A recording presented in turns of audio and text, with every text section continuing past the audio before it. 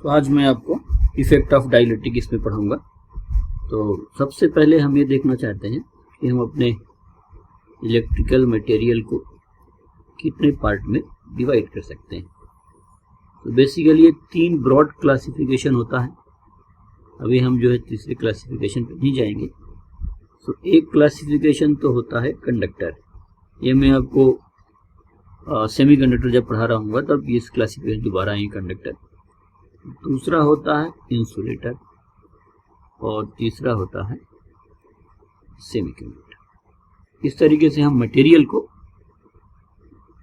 Electrical conduction के basis पर 3 part में डिवाइड कर सकते हैं। तो ये अभी फॉर द टाइम बीइंग हम अभी नहीं ले रहे हैं, वी आर स्किपिंग इट, अभी हमारा इसका काम नहीं है।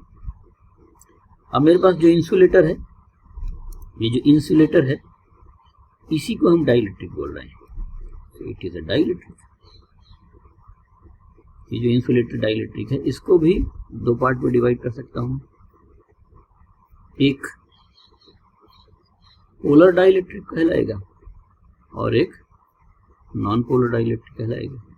पोलर डाइलेक्ट्रिक का मतलब यह है कि इसके मॉलिक्यूल या एटम कैसे होंगे, पोलराइज्ड होंगे। एक एंड प्लस होगा और एक एंड माइनस होगा और इसका अपना क्या होगा, डाइपोल मोमेंट होगा।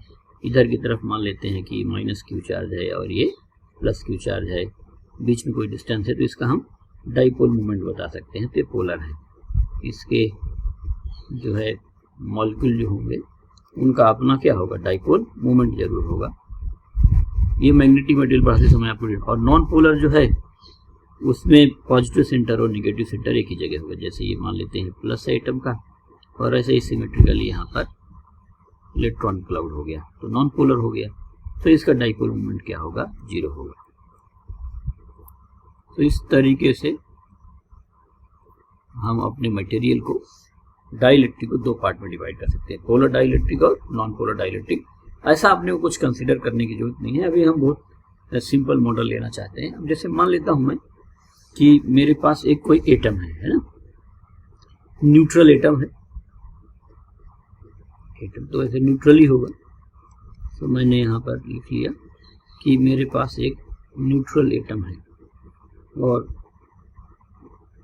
पोलराइज नहीं है, वो प्लस सेंटर यहाँ पर हो गया और इसके चारों तरफ ये क्या हो गया, ये निगेटिव इलेक्ट्रॉन क्लाउड हो गया। ऐसे यहाँ पर मैंने मान लिया ये निगेटिव चार्ज हो गया। तो इसका पॉजिटिव और निगेटिव सेंटर कहाँ पर है, एक ही जगह है। तो टोटल चार्ज इस पर कितना हो गया, 0 हो गया। अब मैं क्या करता हूँ कि ये जो मेरा एटम है जिसमें ये एकदम सिमेट्रिकल चार्ज डिस्ट्रीब्यूशन है, इस पर मैं बाहर से इलेक्ट्रिक फील्ड अप्लाई कर देता हूँ। मैंने इसमें इलेक्ट्रिक फील्ड अप्लाई कर दिया। यहाँ पर भी मैंने बाहर से कोई भी इलेक्ट्रिक फील्ड अप्लाई नहीं कर रखा है, ये 0 है, लेकिन मैंने यहाँ बाहर से इलेक्ट्रिक फील्ड अप्लाई कर दिया। जब मैं बाहर से इलेक्ट्रिक फील्ड अप्लाई करूँगा तो इलेक्ट्रिक फील्ड ये जो मैंने डैश डैश बना रखा है ये निगेटिव चार्ज है, इलेक्ट्रॉन क्लाउड है और ये उसका न्यूक्लियस है जिसपे ये पॉजिटिव चार्ज है। तो जैसे मैं इलेक्ट्रिक फील्ड लगाऊंगा तो पॉजिटिव चार्ज पर फोर्स तो फील्ड की डायरेक्शन मिलेगा और निगेटिव चार्ज पर अपोजिट डायरेक्शन मिलेगा। तो ये जो मेरा बहुत सिमेट्रिकल था, मान लेते स्फेरिकल था, तो वो इस तरह का कुछ शेप अडॉप्ट कर लेगा, शेप अडॉप्ट कर लेगा। तो इधर पॉजिटिव डिस्प्लेस हो गया, इधर क्या डिस्प्लेस हो गया, निगेटिव। क्यों, पॉजिटिव पर ये हमने बाहर से क्या कर रखी है, इलेक्ट्रिक फील्ड अप्लाई रखी है। इस तरीके से ये एटम क्या हो गया, पोलराइज हो गया। तो हम इसे बोलते हैं पोलराइजेशन ऑफ द एटम। तो ये यहाँ पर पोलराइज हो गया। तो पोलराइजेशन ऑफ द एटम। तो इस तरीके से डाइपोल मोमेंट क्रिएट हो गया, क्योंकि यहाँ पर चार्ज का सेपरेशन आ गया। मान लेता हूँ कि कुछ चार्ज आ गया Q और डाइपोल मोमेंट आ गया। यदि मेरे को डाइपोल मोमेंट लिखना है तो डाइपोल मोमेंट जो P होगा, P इज इक्वल टू ये Q इंटू डी के बराबर होगा, जहाँ पर D क्या है, उसका और डिस्टेंस है पॉजिटिव और निगेटिव चार्ज के बीच में। तो इस तरीके से यदि हमारे पास कोई न्यूट्रल एटम है, उस न्यूट्रल एटम को मैं इलेक्ट्रिक फील्ड लगा देता हूँ। तो इलेक्ट्रिक फील्ड इस पॉजिटिव चार्ज पर फोर्स लगाएगी फील्ड की डायरेक्शन, तो इधर खिसक गया और ये जो निगेटिव चार्ज है, माइनस वाला जो चार्ज है, उससे अपोजिट लगेगा। तो इस तरीके से हमारा जो एटम था, जो पहले से जिसका डाइपोल मोमेंट 0 था, अब उसका डाइपोल मोमेंट 0 नहीं होगा। तो एटम जब पोलराइज हो गया तो it has net dipole moment, तो इसका डाइपोल मोमेंट तो होगा ही होगा। तो it has net dipole moment. तो इस तरीके से हम जो है डाइपोल मोमेंट क्रिएट कर पा रहे हैं इलेक्ट्रिक फील्ड लगाकर डाइपोल, तो हम लोग बोलते हैं कि यहाँ पर डाइपोल मोमेंट इंड्यूस हो गया है। तो अब इस तरह के इफेक्ट को हम कंसीडर करना चाहते हैं कि हम जब किसी मटेरियल को, जो इंसुलेटर है, उसे हम कैपेसिटर के प्लेट के बीच में रखते हैं तो होगा क्या, इस इफेक्ट को हम कंसीडर करना चाहते हैं। तो यही अपने को पढ़ना है, इफेक्ट ऑफ डाइलेक्ट्रिक। तो नेक्स्ट है यहाँ पर इफेक्ट ऑफ डाइलेक्ट्रिक, डाइलेक्ट्रिक मतलब insulator, effect of dielectric on capacitance. सबसे पहले फैराडे ने एक्सपेरिमेंट करके बताया था कि जब हम किसी कैपेसिटर में डाइलेक्ट्रिक कंप्लीटली फिल कर देंगे तो उसका कैपेसिटेंस के टाइम्स क्या हो जाएगा, बढ़ जाएगा। अब मैं यहाँ पर दो तरह की चीज़ें कंसीडर करूँगा। एक तो इसमें लूँगा कि यदि मैं मेटल भर दूँ तो क्या होगा, और फिर मैं कंप्लीटली इसमें इंसुलेटर भर दूँ तो क्या होगा। तो दो तरह के हम इफेक्ट यहाँ पर कंसीडर करना चाहते हैं। जैसे सबसे पहले कि when metal is completely field,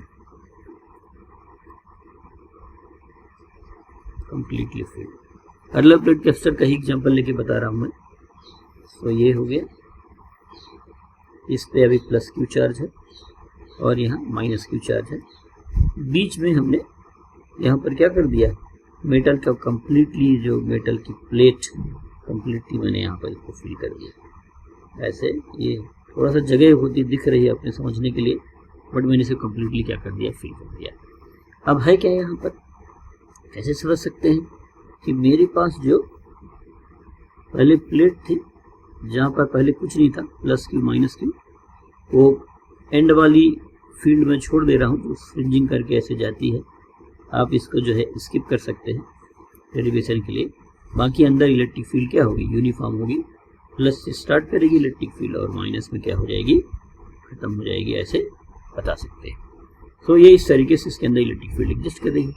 अब मैंने किया क्या, यहाँ पर एक मेटल की सीट हो गया या मेटल का ब्लॉक रख दिया मैंने, ये मेटल का ब्लॉक रख दिया।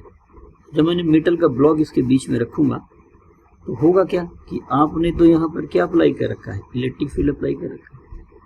मेटल के अंदर फ्री इलेक्ट्रॉन पाए जाते हैं, इलेक्ट्रिक फील्ड इलेक्ट्रॉन पर फोर्स लगाएगी तो इलेक्ट्रॉन इधर की तरफ आ जाएंगे, तो इधर की तरफ निगेटिव चार्ज डेवलप हो जाएगा और इधर की तरफ पॉजिटिव चार्ज। मेटल के अंदर फ्री चार्जेस बहुत ज़्यादा संख्या में रहते हैं, इसलिए इलेक्ट्रॉन का मूवमेंट तब तक चलता रहेगा जब तक कि अंदर की जो फील्ड डेवलप हो रही है वो बाहर के फील्ड के बराबर नहीं हो जाए। सो मैंने मान लिया कि ये फील्ड डेवलप हो गई। ये जो अंदर फील्ड डेवलप हुई, इसका मैं नाम रख देता हूँ ई इंड्यूस्ड या ई पोलराइज्ड, पोलराइजेशन के चलते तो यहाँ पर इंड्यूस्ड फील्ड हो गई। तो ये जो इंड्यूस्ड फील्ड है वो जो है आपके एक्सटर्नल फील्ड के बराबर होगी। मान लो ये ई नॉट है तो मैं इसको ई नॉट कर दिया, है ना, इक्वल एंड अपोजिट हो जाएगी, और मेटल के अंदर ये बराबर है। तो अब जो नेट फील्ड यदि आप लेंगे ई नेट मेटल के अंदर, तो ई नेट जो कैलकुलेट करेंगे वो किसके इक्वल होगी, E naught minus E induce. Minus क्यों, क्योंकि एक्सटर्नल वाली इधर है, इंटरनल उसके अपोजिट है।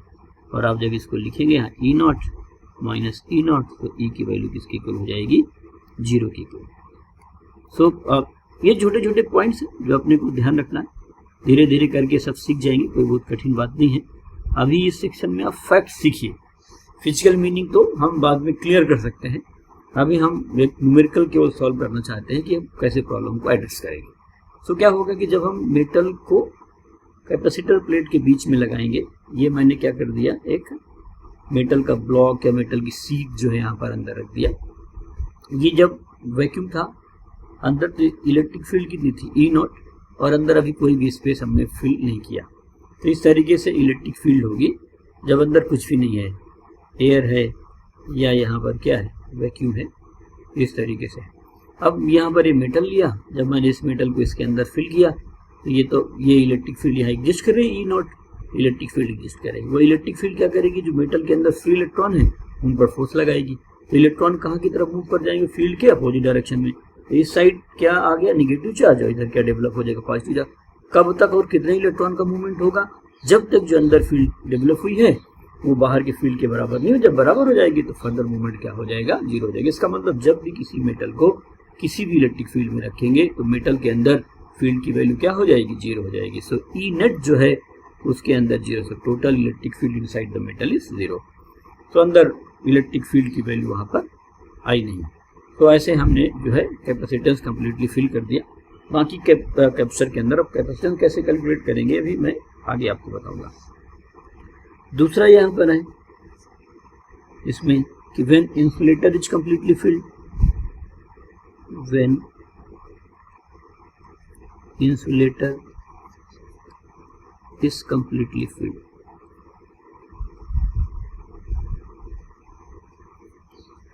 तो हमने इंसुलेटर को यहाँ कंप्लीटली फिल कर दिया कैपेसिटर के बीच में। तो आप देखिए ये कैपेसिटर है, यहाँ पर plus Q charge minus Q charge, और मैंने क्या किया इसके बीच में, ये मैं थोड़ा जानबूझ के जगह छोड़ रहा हूँ जिससे अपने समझ पाए। वैसे कंप्लीटली फिल्ड है तो यहाँ पर हमने इसको कंप्लीटली फिल कर दिया है। और ये क्या चीज़ भर दिया है मैंने यहाँ पर? इंसुलेटर है। इंसुलेटर का मतलब ये डाइलेक्ट्रिक है, तो ऐसे मैंने इसको फिल कर दिया। अब होगा क्या यहाँ पर कि जब हमारे पास ये कोई भी चीज़ नहीं थी, वैक्यूम था, तो plus Q minus Q charge था। यहाँ पर फ्रिंजिंग आप चाहें तो बना सकते हैं, ये थोड़ा करेक्ट रिप्रेजेंटेशन कहलाता है, बट हम इस इफेक्ट को अभी ले करके नहीं चल रहे हैं। और बाकी इसके अंदर इलेक्ट्रिक फील्ड होगी ही होगी। तो इस तरीके से इसके अंदर इलेक्ट्रिक फील्ड क्या कर रही है? एग्जिस्ट कर रही है इलेक्ट्रिक फील्ड। और जो इलेक्ट्रिक फील्ड की वैल्यू है वो किसके इक्वल है? ई नॉट के इक्वल। अब मेरे पास ये क्या चीज़ है यहाँ पर? इंसुलेटर है। ये मैंने इंसुलेटर ले लिया। इंसुलेटर का मतलब डाइलेक्ट्रिक, यहाँ पर इसको हम डाइलेक्ट्रिक ही बोलते हैं, डाइलेक्ट्रिक हो गया। अब मैंने क्या कर रखा है कि इसमें बाहर से इलेक्ट्रिक फील्ड लगा रखा है ई नॉट की, राइट। एक पॉजिटिव चार्ज है, एक नेगेटिव चार्ज है, बीच में फील्ड एग्जिस्ट कर रही है। वो इलेक्ट्रिक फील्ड की वैल्यू कितनी? ई नॉट है। मैंने इन प्लेट के बीच में क्या कर दिया? इंसुलेटर कंप्लीटली फिल कर दिया। अब वो इंसुलेटर लिक्विड हो सकता है, सॉलिड हो सकता है, कुछ भी हो सकता है, ये इस पर ध्यान नहीं दे रहे हैं। अपनी सुविधा के लिए हम उसको सॉलिड मान लिया। जब मैंने इस पर रखा, अब मैंने अभी आपको क्या बताया था कि ये इंसुलेटर है और हम ये जो भर रहे हैं वो नॉन पोलर मानते हैं। तो जब हम इलेक्ट्रिक फील्ड रखेंगे तो हमारा मटेरियल क्या हो जाएगा? कंप्लीटली पोलराइज हो जाएगा। तो इस तरीके से उसमें क्या होगा? पोलराइजेशन होगा। सो हमारे एटम का यहाँ पर तो हो जाएगा पोलराइजेशन। ये मैंने अभी आप पीछे समझाया है कि भले आपके पास नॉन पोलर हो लेकिन वो क्या हो जाएगा? पोलराइज हो जाएगा। पोलराइज होगा तो फील्ड की डायरेक्शन ये माइनस, ये plus, minus plus, minus plus, ये कुछ ज़्यादा ही छोटा बन रहा है। तो आप देख लेना माइनस प्लस और यहाँ पर, तो हमारा डाइलेक्ट्रिक क्या हो गया? इंसुलेटर पोलराइज हो गया। ये मैंने आपको उधर की तरफ समझा दिया है, माइनस प्लस तो माइनस प्लस। इस बात को मैं यहाँ थोड़ा सा बड़ा समझा देता हूँ आपको। तो इस तरीके से हमारे मटेरियल के अंदर क्या हो जाएगा? डाइपोल मोमेंट क्रिएट हो जाएंगे। ऐसा यहाँ पर हो गया। तो ये माइनस, ये प्लस, ये माइनस, ये प्लस, यहाँ माइनस प्लस। इस तरीके से पहले मान लिया कि नॉन पोलर था, तो नॉन पोलर तो पॉजिटिव और निगेटिव सेंटर ओवरलैप कर रहे थे। जैसे मैंने फील्ड लगाया, फील्ड की वजह से मूव कर गए। तो अब देखिए अंदर यदि आप देखेंगे इंटीरियर, तो plus minus zero, plus minus zero, इस तरीके से। तो इधर वाला माइनस बचेगा और इधर वाला क्या बचेगा? प्लस बचेगा। सो इसका जो टोटल इफेक्ट हुआ उसका फील्ड लगाने का डाइलेक्ट्रिक पर जो नेट इफेक्ट हुआ वो मैं यहाँ पर लिख देता हूँ। सो मैंने मान लिया कि ये बाहर से इलेक्ट्रिक फील्ड कितनी थी? ई नॉट है। इधर की तरफ नेट माइनस चार्ज हो गया, एकदम किनारे में होगा। अंदर इंटीरियर क्या होगा? जीरो यहाँ। और इधर की तरफ क्या डेवलप हो गया? पॉजिटिव चार्ज डेवलप हो गया, ये आ गया। अब यहाँ पर प्लस क्यू चार्ज था, लेकिन ये यहाँ पर जो आएगा ये क्यू के इक्वल नहीं होगा। मेटल में तो प्लस क्यू जितना था उतना ही वहाँ पर आएगा, लेकिन यहाँ पर ये नहीं आया। तो मैं इससे क्या लिखूंगा? Minus Q induced. इधर की तरफ क्या हो गया? Plus Q induced. तो कितना चार्ज इंड्यूस होगा? ये इलेक्ट्रोस्टैटिक्स में आप पढ़ रखे होंगे, मैं भी अभी आपको डेरिवेशन सिखा दूंगा। Q induced is equal to Q 1 - 1/k जहां पर के क्या कहलाता है, डाइलेक्ट्रिक कांस्टेंट कहलाता है। तो इस तरीके से इतना इंड्यूस्ड चार्ज आ जाएगा, ये इलेक्ट्रोस्टैटिक्स में आप पढ़ेंगे। तो ये पूरा ऐसा नहीं हो सकता कि जितना प्लस क्यू है उतना ही चार्ज यहाँ इंड्यूस होगा। तो अंदर की तरफ मटेरियल का पोलराइजेशन हुआ है, कंप्लीट मूवमेंट नहीं हुआ। ऐसा नहीं हुआ कुछ भी कि इधर से इलेक्ट्रॉन उठ के यहाँ चला आया है, क्योंकि इसके अंदर फ्री इलेक्ट्रॉन है नहीं, इंसुलेटर है। इंसुलेटर का मतलब है कि उसके अंदर डाइलेक्ट्रिक है, तो इसका मतलब उसके अंदर कोई फ्री इलेक्ट्रॉन नहीं है। फ्री इलेक्ट्रॉन नहीं है तो जब आप इलेक्ट्रिक फील्ड लगाएंगे तो ऐसा नहीं होगा कि इलेक्ट्रॉन का मूवमेंट होगा तो यहाँ से इलेक्ट्रॉन उठ करके यहाँ चला आएगा। केवल और केवल जो हमारा एटम है उसका पोलराइजेशन हो जाएगा, जिसकी वजह से स्मॉल डाइपोल मोमेंट क्रिएट हो जाएगा। तो इस तरीके से यहाँ डेवलप हो गया। अब ये जो अंदर फील्ड है वो अंदर फील्ड इधर की तरफ से आ जाएगी, तो इस तरीके से ये फील्ड डेवलप हो गई। सो मैं इस फील्ड का नाम रख देता हूँ ई इंड्यूस्ड या ई पोलराइज्ड से हो जाएगा। तो अब आपको एक छोटा सा फैक्ट याद रखना है, इलेक्ट्रिक फील्ड, ये आप याद ही रखिए ना, electric field inside dielectric, net field inside dielectric is. तो मैं ई की जो वैल्यू लिखना चाहता हूँ वो किसके इक्वल हो जाएगा, ई नॉट बाई के इक्वल हो जाएगी, जहाँ पर के क्या कहलाता है, डाई इलेक्ट्रिक कांस्टेंट। ये फैराडे ने अपने एक्सपेरिमेंट से बताया था कि हम जब जो है उसके बीच में इंसुलेटिंग मटेरियल भरते हैं तो कैपेसिटेंस सी टाइम्स बढ़ जाता है, तो आपकी इलेक्ट्रिक फील्ड कितनी टाइम्स कम हो जाती है, के टाइम। तो electric field will become E not by के। पहले कितनी थी, ई नॉट। जब आपने डाई इलेक्ट्रिक फील्ड किया तो नेट इलेक्ट्रिक फील्ड कितनी हो गई, ई नॉट बाई के। ये नेट फील्ड है।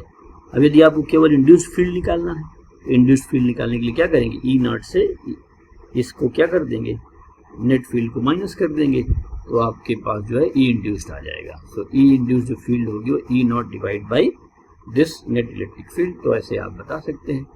तो इस तरीके से हमारा जो है इलेक्ट्रिक फील्ड का कैलकुलेशन है, तो हम ऐसे बता सकते हैं। ये दो चीज़ें हो गई, डाई इलेक्ट्रिक हम कैपेसिटेंस निकालना चाहते हैं, क्या फ़र्क होगा, तो मैंने मेटल कम्प्लीटली फिल कर दिया।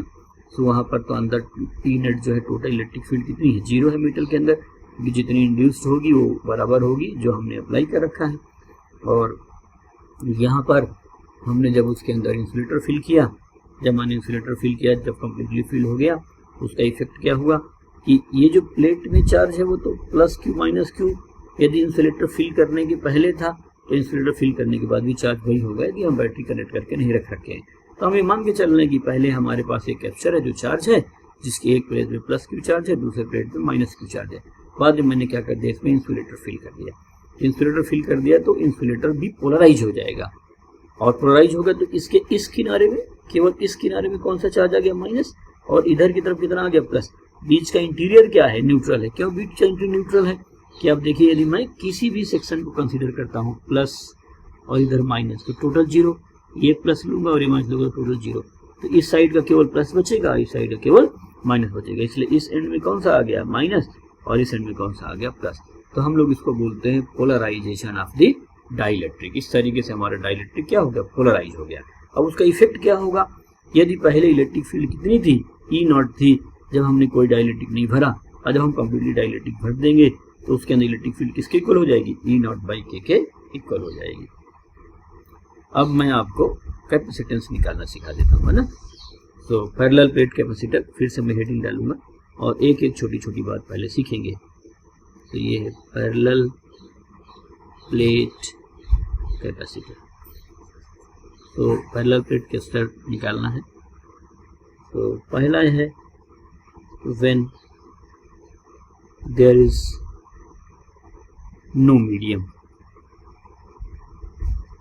Between the plates.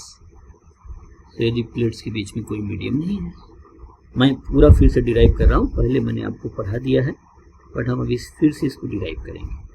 तो प्लस क्यू माइनस क्यू, यहाँ डिस्टेंस किसके इक्वल है, डी के, और प्लेट का एरिया कितना है, ई है। इसके अंदर यहाँ पर फील्ड हम लोग जानते हैं, फ्रिंजिंग मैंने छोड़ दिया, यहाँ पर इलेक्ट्रिक फील्ड है, तो इलेक्ट्रिक फील्ड बना दिया। अब प्लेट के बीच इलेक्ट्रिक फील्ड अपने को पता है कितना होता है, E is equal to sigma by epsilon naught. Sigma by epsilon, sigma कितना होगा, चार्ज बाई एरिया। तो Q, हाँ, sigma is the total charge divide by area, और अपॉन ऑक्साइड। ये इलेक्ट्रिक फील्ड अगर इसके बीच में मान लेता हूँ कि ये ई नॉट है, सो अंदर जो इलेक्ट्रिक फील्ड एग्जिस्ट करे वो ई नॉट ई, और V is equal to ED के इक्वल होगा। So V is equal to ED, ये बता रखा है मैंने आपको जब यूनिफॉर्म इलेक्ट्रिक फील्ड होगी। और कहाँ से निकालते हैं ये मैंने बताया था, dV is equal to minus E dot D R. यदि हम भूल गए, काफ़ी लंबा टाइम हो गया और हमें याद नहीं है, तो आप उस सेक्शन को अपनी नोटबुक से रिवाइज कर लीजिए। तो यहाँ आ गया, तो इसलिए मैं सबसे पहले यहाँ पर क्या करूँगा, V की वैल्यू लिखूंगा। तो V की वैल्यू ईडी, तो किसकी इक्वल हो जाएगी, QD divide by A epsilon not. अब C मैं डिफाइन करना सीखा था, C इज इक्वल टू कितना होता है, Q बाई V। तो मैं यहाँ पर वैल्यू लिखूंगा Q, और V की वैल्यू किसकी इक्वल है, QD divide by epsilon naught A। तो Q से Q कट गया, तो therefore C is equal to epsilon naught A divide by D। ये याद है अपने को, C is equal to epsilon naught A by D। तो जब कोई भी मटेरियल नहीं है तो पैरेलल प्लेट कैपेसिटर कैपेसिटेंस किसके इक्वल होगा, C is equal to epsilon naught A by D, where epsilon naught is the permittivity of the free space, A is the area and D is the distance between the plates. Second, when dielectric is completely filled, when dielectric is completely filled between the plates, तो अब मैं completely fill कर देता हूँ dielectric plates के बीच में। समझे आप, अभी मैं जैसे समझा रहा हूँ ना, आप वैसे ही सीखिए। एक बार हमें परफेक्शन हो जाता है तो हम दूसरे तरीकों पर काम कर सकते हैं, कोई दिक्कत नहीं है। ये प्लस क्यू हो गया, माइनस क्यू एकदम सेम वही है जैसा हमारे पास वैक्यूम में था। ये है, इसके अंदर इलेक्ट्रिक फील्ड एग्जिस्ट करेगी, है ना। यहाँ पर पॉजिटिव चार्ज होगा, इधर निगेटिव चार्ज होगा, अंदर यहाँ पर इलेक्ट्रिक फील्ड एग्जिस्ट करेगी। ये हमने देख रखा है इलेक्ट्रिक फील्ड, ये वैक्यूम है। इलेक्ट्रिक फील्ड की वैल्यू हमने देख रखा है, सिग्मा बाई एप्सिलॉन नॉट, या Q by A epsilon not, और सी की वैल्यू मैंने आपको निकालना सिखाया है, epsilon naught A by D. अब मेरे को क्या करना है कि सेम जो कैपेसिटर है जिसमें प्लस क्यू और माइनस क्यू चार्ज है, यह प्लस क्यू और ये माइनस क्यू, इसके बीच का जो स्पेस है ये कंप्लीट, ये जो भी पूरा स्पेस है इसको हटा देते हैं। इसमें एक मैं डाइलेक्ट्रिक फील करना चाहता हूँ जिसका डाइलेक्ट्रिक कांस्टेंट के है ना। डाइलेक्ट्रिक कांस्टेंट उस डाइलेक्ट्रिक की अपनी एक प्रॉपर्टी है, तो ये फील कर दिया। अच्छा भाई, मैंने अभी आपको क्या बताया है कि इसके अंदर जो इलेक्ट्रिक फील्ड होगी वो कितनी चेंज हो जाएगी, ई नॉट बाई के। सो मैं लिखूंगा कितना, इलेक्ट्रिक फील्ड बिटवीन प्लेट्स। तो ये जो ई जो नया आएगा वो किसके इक्वल हो जाएगा, ई नॉट बाई के इक्वल हो जाएगा। और ई नॉट मैंने यहाँ देखिए लगा रखा है, सो क्यू डिवाइड बाई के ए एप्सिलॉन दिया गया। अब v इज इक्वल टू कितना होता है, ईडी के इक्वल होता है। So therefore v is equal to ED, तो ई है कितना, Q D divide by A into K epsilon naught, ये v आ गया। अब c इज इक्वल टू किसके इक्वल हो जाएगा, अब मैं आगे वाले में कर रहा हूँ। So capacitance is defined as c is equal to q by v। सो आप यहाँ पे इसको आसानी से बता सकते हैं, c is equal to q by v से। अब आप देखिए, तो ये तो q है और b की वैल्यू कितनी है, क्यू डी डिवाइड बाई ए के एप्सिलॉन नॉट। सो यहाँ पर हो जाएगा क्यू डी डिवाइड बाई ए के एप्सिलॉन नॉट। तो q से q कट गया, तो c की जो वैल्यू होगी वो किसकी इक्वल हो जाएगी, के epsilon naught A divide by D. ये हो गया। अब आप यहाँ देखिए कितना था, epsilon naught A by D. तो इस c की जगह मैं c मीडियम लिख देता हूँ, c मीडियम, और ये भी c मीडियम हो गया। तो c मीडियम कितना हो गया, के epsilon naught A by D.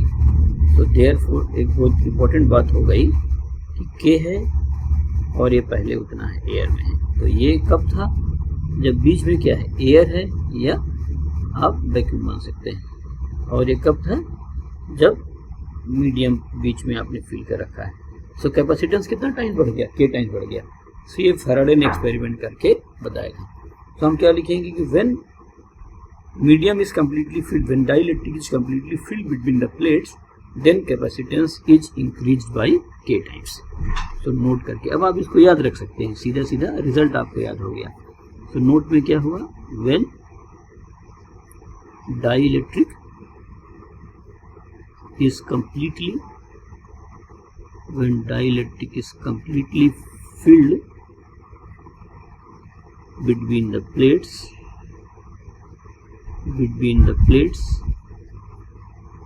then capacitance becomes K times. तो कैपेसिटेंस जितना पहले था, जब कोई नहीं था तो K टाइम्स हो जाएगा। बस आप ये ध्यान रखें। तो ये एक मैंने आपको बता दिया कि कम्प्लीटली फिल्ड हो गया, और जब नहीं है तो epsilon naught A by D है, और जब आपने कैपेसिटर भर दिया तो यहाँ से मैं डिराइव कर दिया कि जो इलेक्ट्रिक फील्ड है E नॉट बाई K हो गई। तो पोटेंशियल भी आपका पहले जितना था वो पोटेंशियल भी K टाइम्स कम हो जाएगा, और फिर कैपेसिटेंस मीडियम निकाल लिया, जो मीडियम की प्रेजेंस में, जब मीडियम नहीं है तो उसका कितना हो जाएगा, K टाइम्स हो जाएगा। अब यहाँ पर मैं एक छोटा सा क्वेश्चन कराना चाहता हूँ। तो जैसे मेरे पास यहाँ पर एक कैपेसिटर है, इसका कैपेसिटेंस है C, और ये डिस्टेंस जो मीडियम में है वो थिकनेस T मान लेता हूँ, डिस्टेंस मीडियम में T। इसका डाइलेक्ट्रिक कांस्टेंट कितना है, K है। तो अभी ये कम्प्लीटली फिल्ड है। तो मैं ये निकालना चाहता हूँ कि मैं इसके बीच में से इस जो डाइलेक्ट्रिक है इसको कम्प्लीटली हटा देता हूँ। यदि हटा देता हूँ तो हटाने के बाद कैपेसिटेंस तो कम हो जाएगा। क्यों कम हो जाएगा? क्योंकि मैंने अभी आपको बताया कि यदि आप मीडियम फिल करेंगे तो कैपेसिटेंस बढ़ जाएगा। अब मेरे पास तो पहले से एक कैपेसिटर है जिसमें एक डाइलेक्ट्रिक कांस्टेंट, एक dielectric material dielectric constant K का भरा हुआ है, और मैं इसको अब हटा देता हूँ और दूसरे ही डिस्टेंस पर प्लेट को रखता हूँ, तो कैपेसिटेंस की वैल्यू तो क्या हो जाएगी, कम हो जाएगी। लेकिन मैं चाहता हूँ उतना ही कैपेसिटेंस है, तो मेरे को डिस्टेंस कम करनी पड़ेगी। तो मैं क्वेश्चन क्या लिखूंगा, फाइंड, ऐसे कर लेता हूँ, if dielectric is removed, then find distance between the plates for which capacitance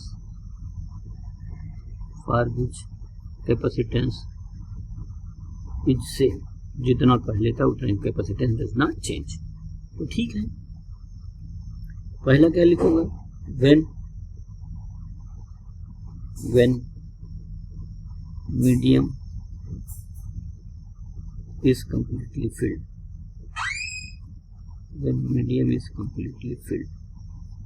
medium completely field है तो CM किसकी इक्वल हो जाएगा, K epsilon naught A by D। D की जगह कितना है, T है। अब मैं क्या लिखना चाहता हूँ, when medium is removed, तो आप मीडियम यहाँ से रिमूव कर दीजिए, तो C आ गया कितना, एप्सिलॉन नॉट A और बाई DA, जहाँ पर DA जो है एयर डिस्टेंस है, DA एयर डिस्टेंस का मतलब उसके बीच में केवल एयर भरी हुई है, इक्विवेलेंट डिस्टेंस। अब अपने को बोल रखा है कि कैपेसिटेंस तो सेम है, तो CM is equal to C हो गया। So therefore K epsilon naught A by कितना हो गया, T epsilon naught A divide by D air. So epsilon naught A cut गया। सो अब आप देखिए यहाँ से आपके पास वैल्यू आ गई, देयरफॉर D A जो है ये इधर ले जाइए तो किसकी इक्वल हो जाएगा, T बाई K की इक्वल हो जाएगा। सो ये आपका एक बड़ा इंपॉर्टेंट रिजल्ट हो गया, इक्विवेलेंट एयर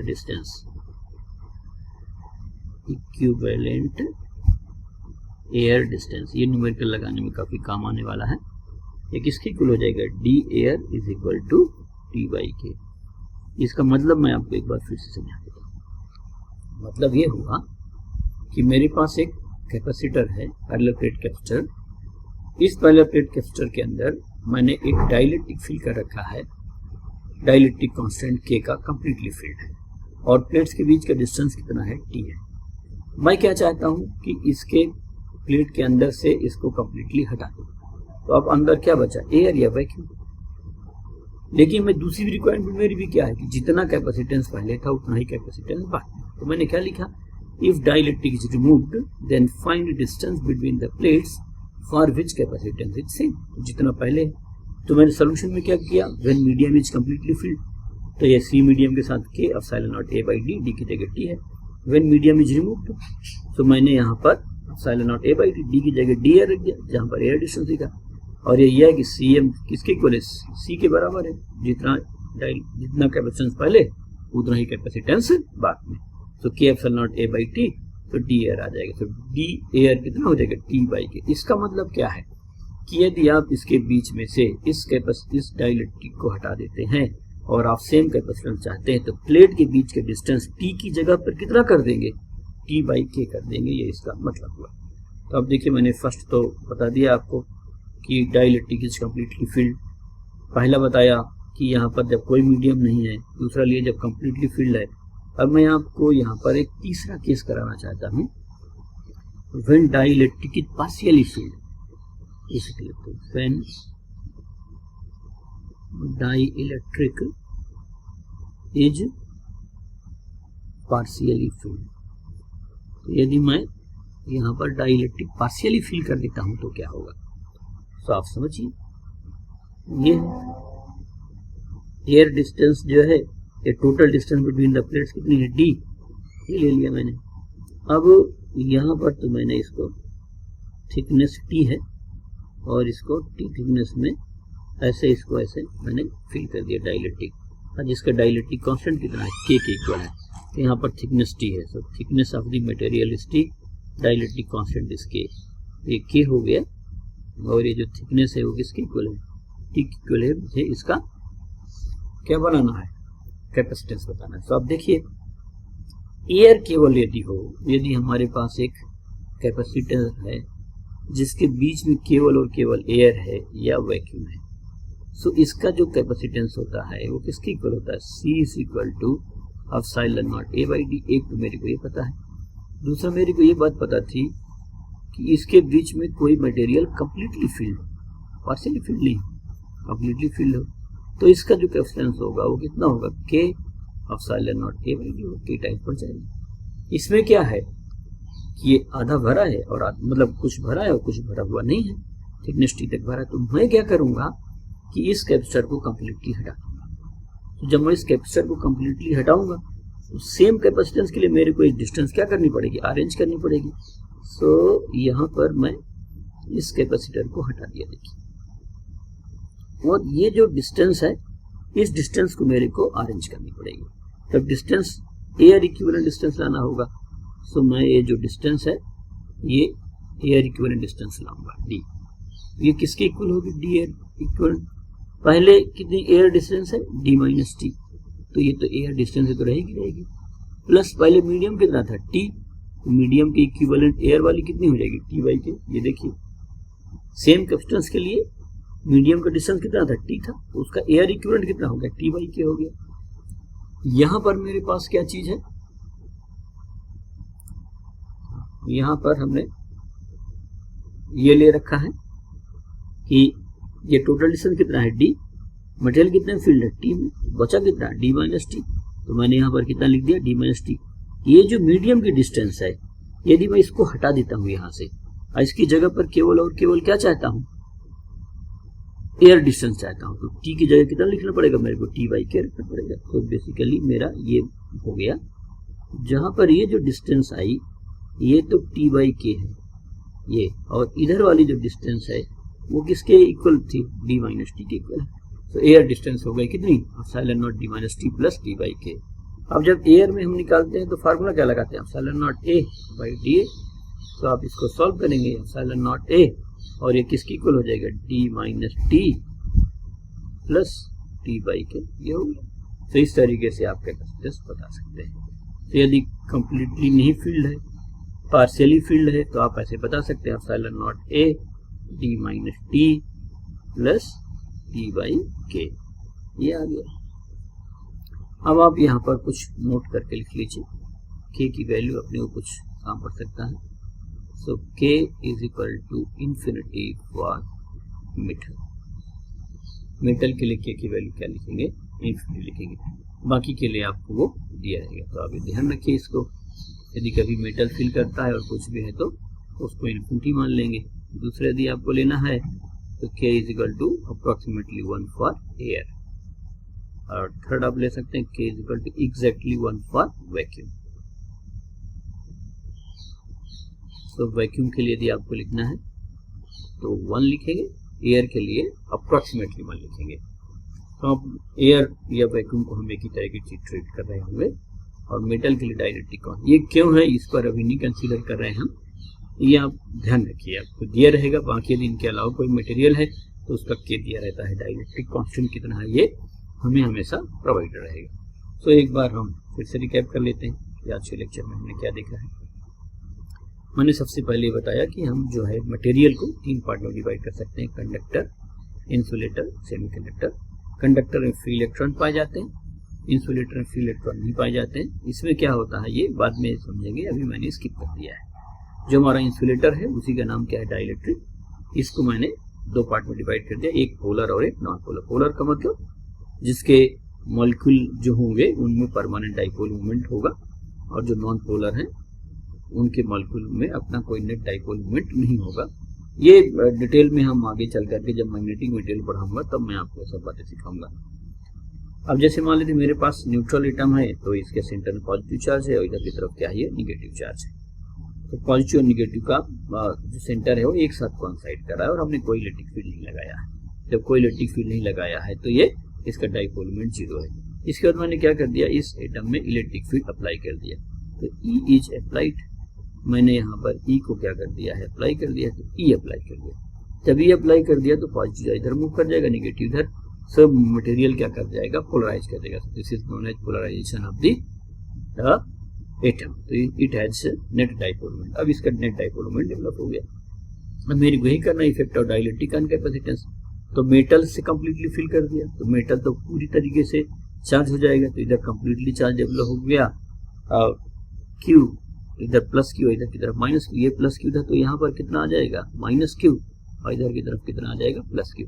जितना आपके पास प्लेट में पहले था उतना ही चार्ज यहाँ पर क्या होगा, डेवलप होगा। तो यदि आप मेटल के लिए आप लिखते हैं तो क्यू इंड्यूस्ड जो है वो किसके बराबर होगा, क्यू के बराबर होगा। जो पॉजिटिव वाली प्लेट है उधर निगेटिव आ जाएगा, जो निगेटिव वाली प्लेट है उधर की तरफ पॉजिटिव आ जाएगा। मैं कंप्लीटली इंसुलेटर फिल कर देता हूँ। तो मैंने बताया कि पहले इलेक्ट्रिक फील्ड कितनी है, ई नॉट है।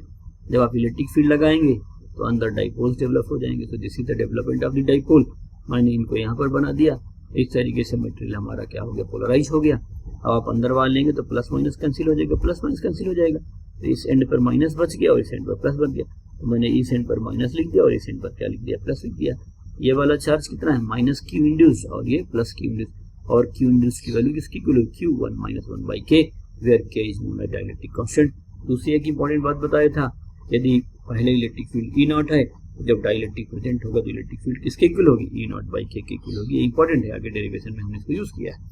अब पैरेलल प्लेट कैपेसिटर का कैपेसिटेंस निकालना है, तो मैंने पहले माना कि कोई मीडियम नहीं है। जब कोई मीडियम नहीं है तो C is equal to epsilon naught A by D, where D is the distance between the plates, और यही एयर डिस्टेंस है ना, ये एयर या वैक्यूम डिस्टेंस है, क्योंकि इसके बीच में कोई भी मीडियम फील्ड नहीं है। इसके बाद ये कि when dielectric is completely filled between the plates, plus की हो गया, ये माइनस की हो गया, ये यहाँ पर है। मैंने इसको कंप्लीटली क्या कर दिया, फील्ड कर दिया। तो इलेक्ट्रिक फील्ड किसकी इक्वल हो गई, सिग्मा बाई एप्सिलॉन नॉट या क्यू बाई ए। तो सी की वैल्यू आ जाएगी epsilon naught A by D। जब कंप्लीटली फील्ड कर दिया तो ई की वैल्यू कितनी हो गई, ई नॉट बाई के। तो आपकी इलेक्ट्रिक फील्ड के टाइम्स कम हो गई। पोटेंशियल निकाल लिया। पोटेंशियल निकालने के बाद मैंने मीडियम में कैपेसिटेंस निकाला, तो पता चला कि मेरा कैपेसिटेंस कितना टाइम्स बढ़ जाता है, के टाइम्स बढ़ जाता है। तो ये दो चीजें हो गई। फिर मैंने एक आपको क्वेश्चन लगा के दिखा दिया, यदि हम इस मीडियम को कंप्लीटली हटा देते हैं तो मेरे को सेम कैपेसिटेंस के लिए डिस्टेंस चेंज करनी होगी। तो डिस्टेंस किसकी इक्वल होगी, टी बाई के की इक्वल होगी। इसके बाद मैंने उसको यहाँ पर अप्लाई कर दिया है कि when dielectric is partially field, जो पार्शियली फील्ड है वो डिस्टेंस कितना था, टी था, तो मैंने बीच में से हटा दिया उसको। तो पूरा का पूरा जो कैपेसिटर प्लेट हो गया उसके बीच में एयर आ गई। लेकिन हमें सेम कैपेसिटेंस चाहिए, क्योंकि ये और ये दोनों इक्विवेलेंट होना चाहिए। जितना कैपेसिटेंस इसका है उतना ही कैपेसिटेंस इसका होना चाहिए। तो सेम कैपेसिटेंस के लिए जो मेरी डिस्टेंस पहले टी थी, अब उसको कितना करना पड़ेगा, टी बाई के करना पड़ेगा। तो अब मैं इसको एयर डिस्टेंस मान सकता हूँ। तो एयर में थी कितनी, डी माइनस टी, और यदि मैं मीडियम को हटाऊं उसकी जगह पर एयर लिखना चाहूँ तो मेरे को डिस्टेंस कम रखना पड़ेगा फॉर सेम कैपेसिटेंस, तभी तो मेरा सिस्टम इक्विवेलेंट बनेगा। तो यहाँ D minus T plus T by K कर दिया, डी एयर आ गई और यहाँ इसकी वैल्यू लिख दिया। तो अब आपको याद रखना है किसके इक्वल होगा, C epsilon naught A d minus T plus T by K. Completely fill करेंगे तो डी और टी बराबर होगा तो 0 हो जाएगा और के कहाँ चला जाएगा, ऊपर आ जाएगा और आपको कोई दिक्कत नहीं होगी। तो इस तरीके से मैंने आपको डाइलेक्ट्रिक रखने से अंदर क्या इफेक्ट पड़ता है ये समझाया।